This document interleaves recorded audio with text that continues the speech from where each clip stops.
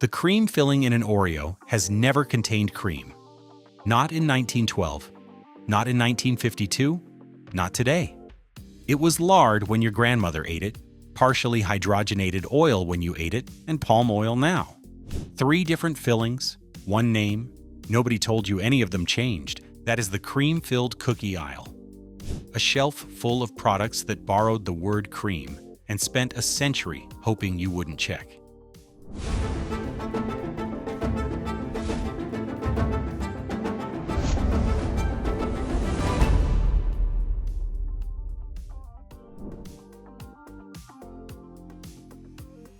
Before there was an Oreo, there was a Hydrox. Sunshine Biscuits launched the Hydrox in 1908, a crisp chocolate wafer sandwich with a sweet vanilla cream filling. 4 years later, Nabisco released the Oreo. The Oreo copied the Hydrox, not the other way around. Most Americans have never known this because Nabisco had better distribution, a bigger marketing budget, and the particular corporate willingness to do whatever it took to win a shelf war. For decades, both cookies coexisted. Then, Keebler acquired Sunshine Biscuits in 1996. Keebler had no interest in maintaining a competitor to its own cookie lines. Within 3 years, they discontinued the Hydrox entirely, a cookie that had existed for 91 years, that predated the Oreo, that had a loyal following of people who preferred its less sweet filling and crisper wafer, gone. Not because it failed, because the company that bought it didn't want it to succeed. The Oreo was left alone on the shelf as the only option. The original had been killed off by the company that acquired its maker. In 2015, a man named Dean Fogeleye tracked down the original Hydrox formula and relaunched the cookie under Leaf Brands. Real cocoa, no artificial ingredients, no high fructose corn syrup, no palm oil. The same cookie that existed before the Oreo was born.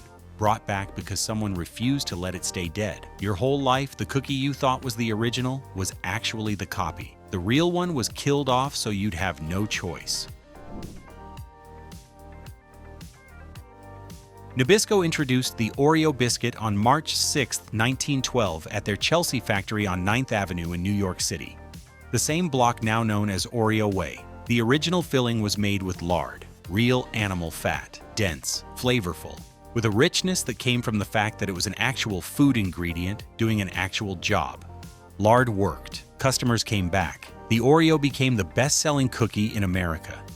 In 1993, health concerns about saturated fat prompted Nabisco to reformulate. They replaced the lard with partially hydrogenated vegetable oil, cheaper, longer-lasting, and technically trans fat, the same substance the FDA would later classify as unsafe for human consumption. Nabisco had traded one problem for a worse one and told nobody. The filling quietly became a source of artificial trans fat in a product sold to children for decades before regulators caught up. When the FDA finally banned partially hydrogenated oils in 2015, Nabisco reformulated again. This time, palm oil. It is cheaper than the lard they started with and cheaper than the hydrogenated oil they abandoned. Palm oil production is responsible for approximately 8% of the world's deforestation between 1990 and 2008, according to the Union of Concerned Scientists, a fact that sits quietly behind the cheerful blue package and the dunking ritual that Nabisco has spent 113 years marketing to children. 3 fillings in 113 years, 0 of them cream. The word creme on the label is not a typo and not a spelling preference. It is a deliberate legal distinction. If Nabisco called it cream, the FDA would require them to use actual dairy. Creme means they don't have to. The cookie itself is alkalized cocoa, Dutch processing that strips the natural antioxidants from the cocoa and produces a darker, more uniform color. The wafer looks rich because of the process, not because of cocoa quality. The darkness is cosmetic. In 2016, Mondelez International, the Kraft spin-off that now owns Oreo, closed the Chicago factory that had made Oreos for decades and moved production to Mexico. Workers were told to train their replacements or forfeit their severance. The story made national news. The Oreo package you buy today is the same blue. The factory that made it for a century is gone. The twist test? Twist an Oreo. The filling should pull cleanly away from both wafers if it contains real fat that bonds properly to the cookie. Palm oil filling releases unevenly. It adheres differently at room temperature than a dairy-based filling would. Your grandmother's twist test was actually a quality test. The filling was never designed to pass it. Nabisco introduced the Nutter Butter in 1969, a peanut-shaped sandwich cookie with a peanut butter filling. The name implies peanut butter. The peanut shape doubles down on it. The marketing has spent 55 years selling the idea of peanut butter made into a cookie. Nutter Butter wants you to buy it for your grandchildren as a treat. A peanut cookie for a kid who loves peanut butter. That is the transaction Nabisco is selling. The peanut butter in the Nutter Butter filling is not the peanut butter in your pantry. It is a manufactured ingredient. Roasted peanuts, blended with corn syrup solids and hydrogenated vegetable oil from rapeseed, cottonseed, and soybean. The corn syrup solids are there to add sweetness and extend shelf life. The hydrogenated oils are there to keep the filling solid at room temperature for months in a warehouse and on a shelf, because real peanut butter would separate and go rancid long before the cookie reached you. The result is a filling that tastes like peanut butter flavoring applied to a sweetened fat matrix. Not like peanut butter, it is engineered to trigger the association without using the ingredient in a quantity or form that would behave like the real thing. Corn syrup solids appear before the hydrogenated oil. Both appear before anything that resembles actual peanut. You are buying a peanut butter cookie whose filling starts with corn syrup. Also owned by Mondelez, the company that was spun off from Kraft in 2012 specifically to house the snack and cookie brands, and has since grown into a $26 billion corporation whose primary metric is cost per unit, not ingredient quality. Also made in facilities that have moved production out of the United States. Also in the blue Nabisco family, where the logo has been the credibility and the recipe has been the secret. Once a year, a child sets up a card table outside a grocery store and sells you cookies. You buy them because it is a tradition, because the little girl is wearing a sash, because you remember being that girl, or buying from her, or eating those cookies on your grandmother's kitchen table when the box finally arrived. That yummy peanut butter tag-along, shortbread base, peanut butter filling, chocolate coating, the one people buy in multiples, the one that runs out first. Little Brownie Bakers, the Keebler subsidiary owned by Ferrero, that produces tag-alongs for most of the country, puts hydrogenated palm oil directly into the peanut butter filling. That is not a small additive at the end of the label. It is listed directly in the peanut butter ingredient itself: peanuts, sugar, hydrogenated palm oil, salt. The palm oil is there because it keeps the filling stable and spreadable at room temperature for the duration of the Girl Scout cookie supply chain, from production, through distribution, through the card table, through your pantry. Real peanut butter would separate and become unworkable long before it reached you. The chocolate coating is not chocolate. It is vegetable oil, palm kernel, and soybean with cocoa mixed in. No cocoa butter. The chocolate does not melt at body temperature because cocoa butter is not in it. It sits on your tongue slightly differently, releasing more slowly, coating rather than dissolving. Americans spend approximately $800 million on Girl Scout cookies every year. That money flows through two corporate bakeries, Little Brownie Bakers, owned by Ferrero, and ABC Bakers, owned by George Weston Limited, neither of which is a Girl Scout. We think we are buying homemade cookies from a little girl in a sash, but the tag-along is made by the same global corporation that puts fake chocolate on your Little Debbie and palm oil in your peanut butter. The tradition is real, the ingredients are not. Sunshine Biscuits, the same company that made the original Hydrox, introduced Vienna Fingers in 1946. Two crisp oblong wafers sandwiched with a vanilla cream filling, real vanilla. A clean, simple, old-fashioned sandwich cookie that tasted like the word cream actually meant something. Sunshine Biscuits was acquired by Keebler. Keebler was acquired by Kellogg's. Kellogg's sold the cookie brands to Ferrero in 2019 for $1.3 billion. By the time Ferrero took ownership, the vanilla cream filling in Vienna Fingers had been reformulated into a shortening and sugar mixture with artificial vanilla flavor. No real vanilla, no dairy. A filling built from the same industrial fat and flavoring template as the rest of the category. The cookie that Sunshine built in 1946 and the cookie that Ferrero sells today share a name, a shape, and nothing else of substance. Ferrero, whose primary brands are Nutella, Ferrero Rocher, and Kinder, paid $1.3 billion for the Kellogg's cookie portfolio in 2019, not because they wanted to make better cookies. They wanted the shelf space, the distribution network, and the decades of brand trust that Sunshine Biscuits had built and Kellogg's had maintained. What happened to Vienna Fingers is what happens to every beloved regional or legacy cookie brand that gets absorbed into a corporation whose primary competency is distribution, not baking.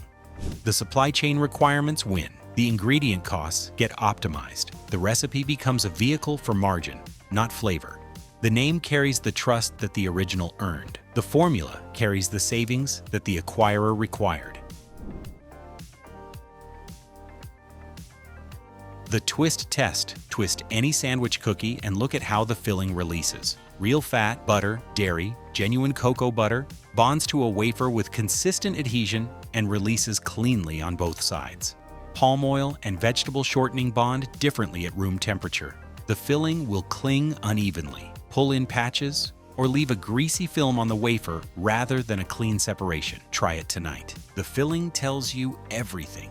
The melt test. Place a small amount of the cookie filling on the back of your hand and hold it there for 30 seconds. Real cocoa butter melts at 93 degrees Fahrenheit, just below body temperature, which is precisely why real chocolate dissolves on your tongue rather than coating it.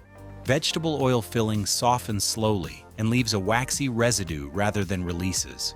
If the filling from your cookie still feels greasy or waxy after 30 seconds of body heat, the fat in it was not designed to melt at human body temperature. It was designed to survive a warehouse.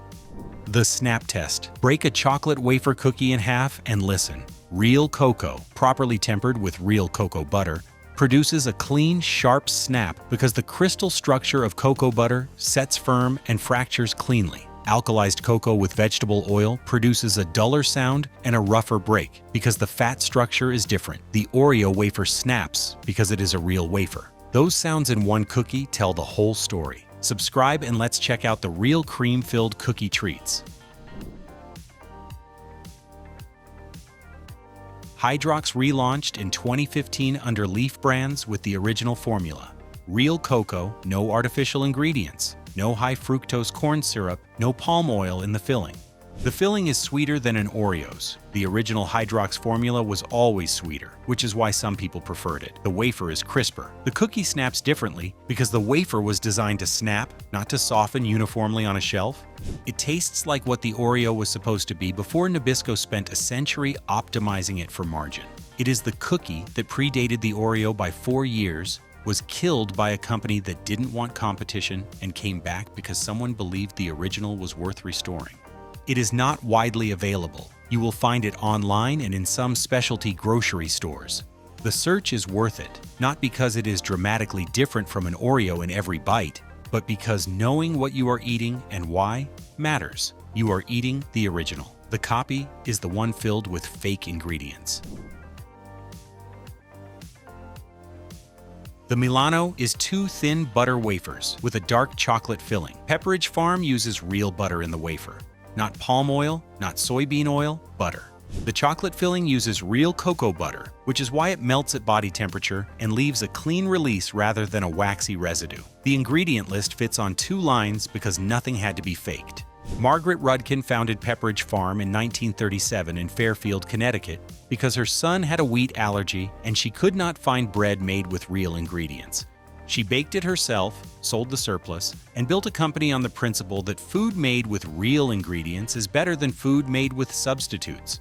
Campbell Soup Company acquired Pepperidge Farm in 1961. The cookie formulas have largely held. The Milano is what happens when the philosophy survives the acquisition. Real butter, real chocolate, a cookie that expires on a schedule that real food follows.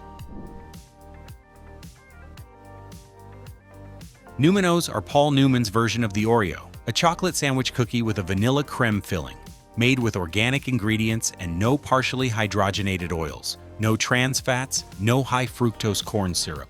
Paul Newman started Newman's Own in 1982 on a handshake agreement with his friend A.E. Hotchner. They would make good food and donate all profits to charity. That is still the operating model. Newman's Own donates 100% of profits after taxes to charitable organizations. They have donated over $600 million since 1982. The Numinos filling is not cream. It is still a shortening and sugar base, same as the Oreo category. but the shortening is organic. The cocoa is organic, and nothing in the formula carries the artificial flavor, hydrogenated industrial oil, or high fructose corn syrup that the Nabisco and Mondelez products rely on. It is the most honest mass-market version of the sandwich cookie format available in most grocery stores. You are buying a better ingredient standard from a company that gives its profits away. On a shelf next to Oreo, that is the most meaningful distinction available.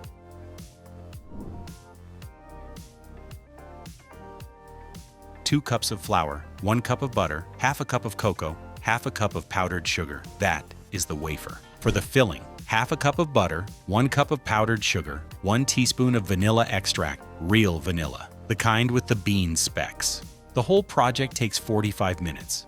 The result tastes nothing like an Oreo. It tastes like cookies made from butter and cocoa by someone who chose those ingredients on purpose. It goes stale in 4 days because it is real food and real food expires. That expiration date is the proof.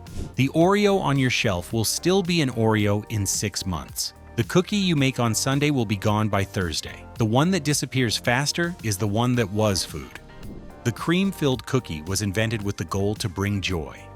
A crisp wafer, a sweet filling, something to look forward to in a lunchbox or on a grandmother's kitchen table. A small, honest pleasure made from real ingredients by people who took pride in what they baked. What the cookie aisle sells today is a different transaction entirely. Palm oil engineered to survive a warehouse. Corn syrup calibrated to trigger the same craving that brings you back for another box.